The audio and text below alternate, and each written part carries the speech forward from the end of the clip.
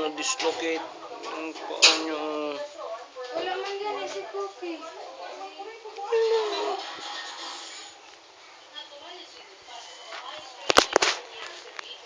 Lindo.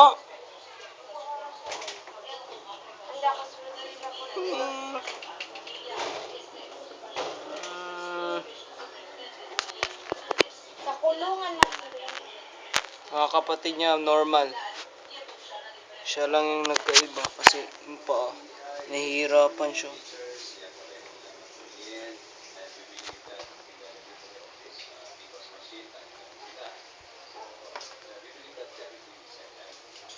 Nahimo dito.